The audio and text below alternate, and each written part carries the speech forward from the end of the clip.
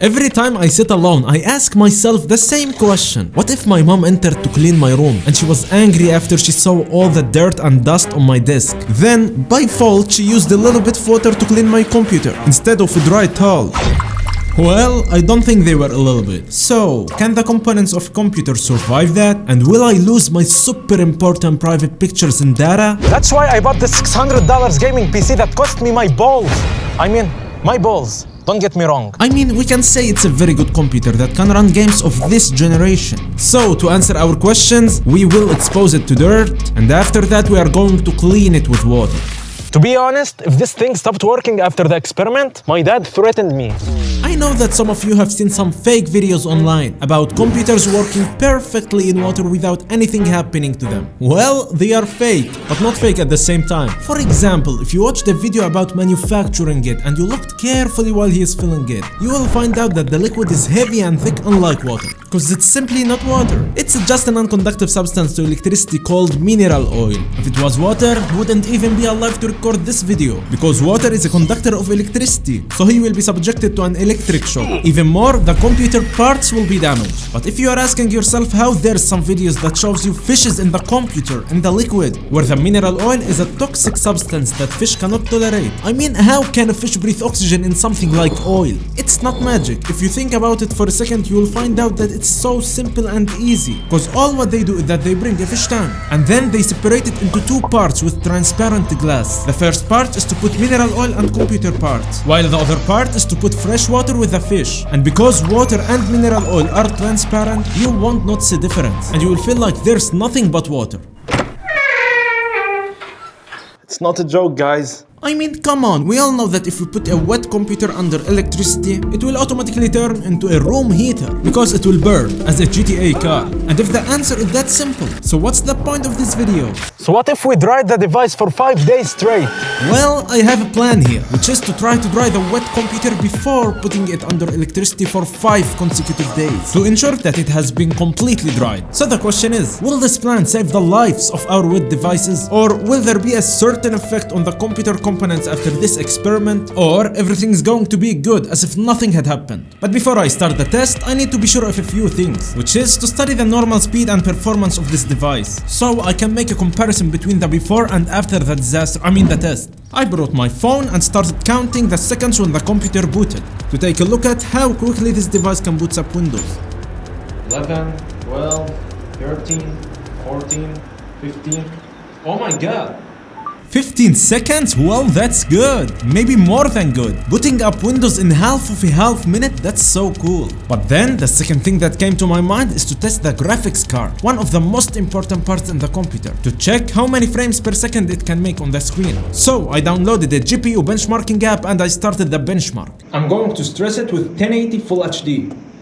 For who don't know, this app is a torture for the graphics cards, as it will push the graphics card to its maximum limits to show us its full performance. Oh my god, the graphics card is fighting for its life right now, guys. As you can hear, the fans are speeding up. After waiting more than 3 minutes, the temperature is not exceeding 70 degrees. I don't know why it don't feel like 70, like I don't have a problem to put my hands on it 1 minute straight.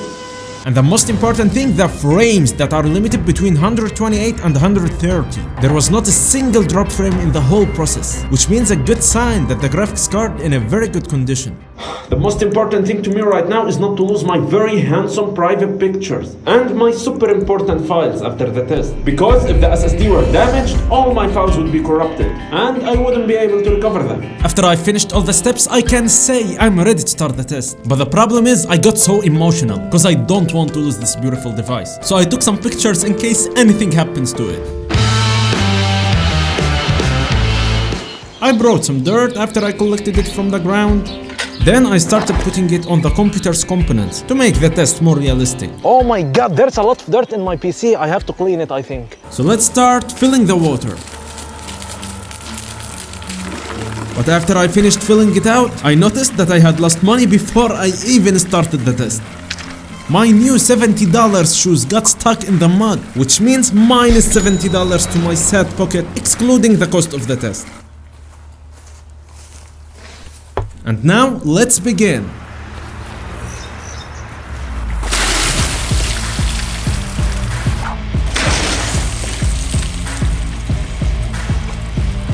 It's clean, huh? It's clean. That's all what I care about. I mean, that's all what my mom care about. To be honest, I was not satisfied at all with just this amount of water, because I want to make sure that water has entered all the components. I want the worst scenario that could ever happen. That's why I'm going to do it again. But this time, I'll do it from behind, to let the water reach some places that it probably never reached before.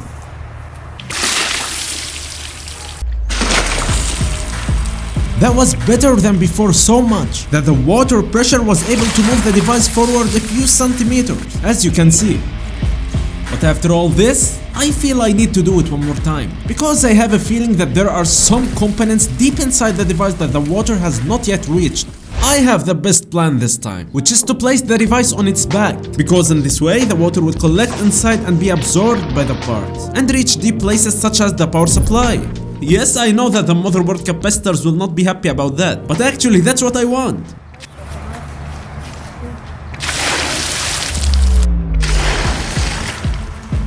Finally, I can see a pool of water inside it. I'm pretty sure that it was so harsh on the components. And to be honest with you, it took me a few minutes to start getting anxious and angry after I saw what I had just done. Oh my god, bro. Oh, hell no, man.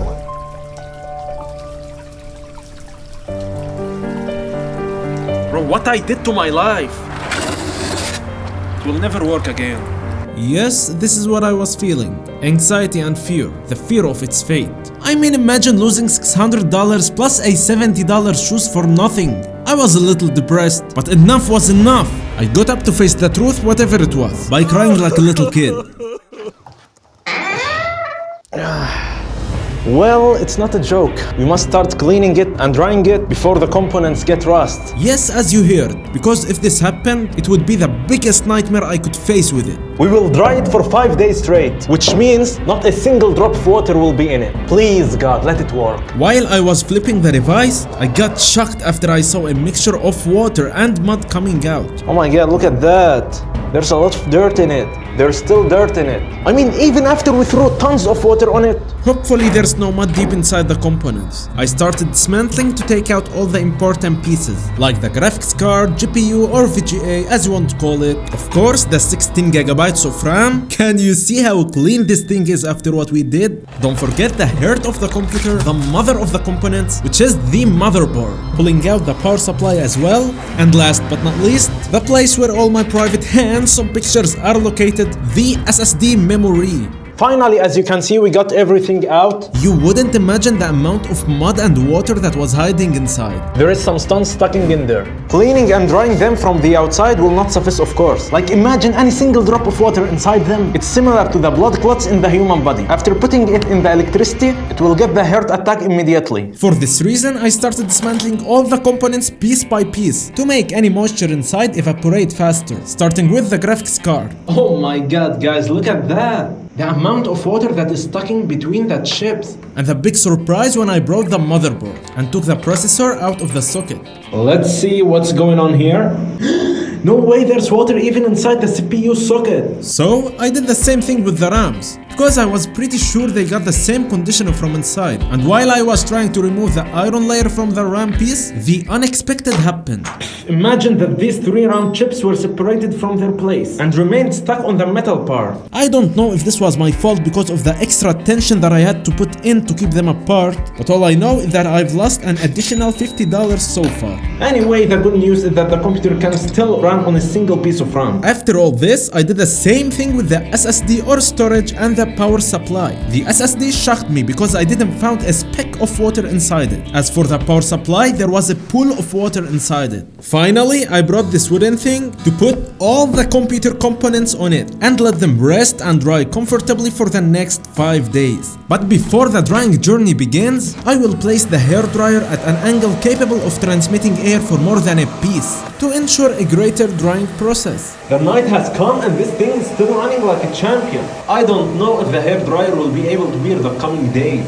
Day passes, day comes, checking for any problems. Day passes, day comes, checking for any problems. Until the 4th day arrived. and the pleasant results began to appear. Just look at that, guys. I'm at the day 4 and everything looks completely dry. No moisture, not even a quarter drop of water. And finally, the awaited day, the 5th day came. Day 5, let's turn this thing off. I can't tell you what I'm feeling right now. Like I'm happy and scared at the same time. I just don't want to lose $600. It's the time to pick them up and take them to the assembling place. Bro, you can't imagine how dry these things are. They are drier than my mouth when I'm fasting. Even drier than they were before they got wet. I started assembling all the components, starting with the power supply and the storage SSD. Where's my thermal paste? I bought it yesterday. Yep, the unexpected happened. I lost the thermal paste that I have to put on both the CPU fan and the graphics card. I know it's very important to keep them cool, but I will assemble them without it temporarily, just to see the result. I finished the graphics card successfully. Is connected successfully. Now for the motherboard, I have to install the CPU in the socket and the cooling fan above it, in addition to the RAM next to it. After I finished all the components, I was able to install them in the case. Oh, what a long trip.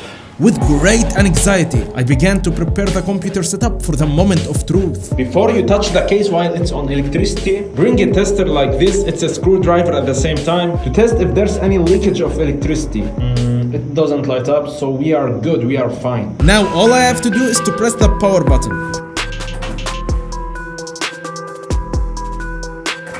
Yes, it didn't work and I felt like I was in a fever nightmare. But then it turned out that it was just the power supply switch was turned off. Please work. It worked! It worked! It worked! It worked! It worked finally! I can't believe that! Let me check my private hands on pictures. We are back! We are back! Everything is working normally. I should have done the benchmark test, but I cannot compress the device currently due to the lack of the thermal paste on the parts. Don't lose hope if you find water on any electronic device, because you can save it if you treat it well.